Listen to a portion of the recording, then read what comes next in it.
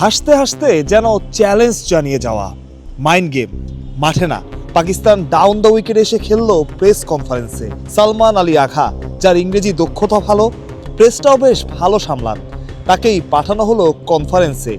লক্ষ্য বোধহয় ছিল একটাই, বাংলাদেশকে বার্তা দেওয়া, ড্র না, আমাদের সুযোগ দাও, আমরা খেলবো জয়ের জন্য, ডিফেন্সিভ ক্রিকেট থেকে বের হও। I don't think so. They are because I can't tell what they.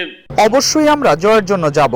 যদি তারা আমাদের 70 ওভারে 260 রানের মতো দেওয়ার সাহস দেখায়, আমরা অবশ্যই সেই রান তাড়া করে জিততে চাইব।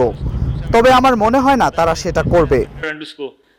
I want them to get out as early as we can, and then what they are thinking, you can ask them. আয়নার সামনে দাঁড়িয়ে নিজেদেরই বেশ কয়েকটা প্রশ্ন করতে পারে বাংলাদেশ। কেন মুমিনুল হক ফিরে যাওয়ার পর লিটন দাসকে নামানো হলো না? কেন আরেকটু অ্যাটাকিং ক্রিকেট বাংলাদেশ খেললো না? এই সময়ে এসে কেন এত ডিফেন্সিভ ভাবনা? প্রেস কনফারেন্সও হলো খানিকটা ডিফেন্সিভই। না, টেস্ট ক্রিকেটে স্টিল 98 ওভার বাকি আছে। কালকে যদি ওয়েদার ভালো থাকে, তো আমরা আসলে যেভাবে টেস্ট ক্রিকেট খেলা উচিত আমি মনে করি, স্টিল এই উইকেটে আপনাকে ভালো ব্যাটিং করতে হবে। আপনি যদি রিসেন্টলি 4-5 বছর টেস্ট ক্রিকেট দেখেন ওয়ার্ল্ডে, ফার্স্ট ইনিংসের 400-500 করার পরেও কিন্তু থার্ড ইনিংস যদি ভালো ব্যাটিং না করেন, রেজাল্ট আর নেগেটিভ রেজাল্টটাই হয়। তো আমার কাছে মনে হয় যে আমাদের ব্যাটসম্যানরা ওইভাবেই খেলছেন। দুইটা টপ অর্ডার ব্যাটসম্যান রান করেনি, কিন্তু পরে মমিনুল এবং শান্ত যেভাবে ব্যাটিং করেছেন, 100 রানের একটা পার্টনারশিপ করেছেন এবং সেম ব্যাটিং অর্ডারই গিয়েছেন।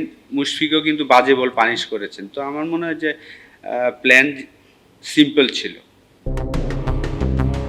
আগামীকাল খেলা হওয়ার কথা 98 ওভার। সারাদিন আকাশ পরিষ্কার থাকার পূর্বাভাস। বাংলাদেশ কি পঞ্চম দিনের সকালে অ্যাটাকিং ক্রিকেট খেলবে?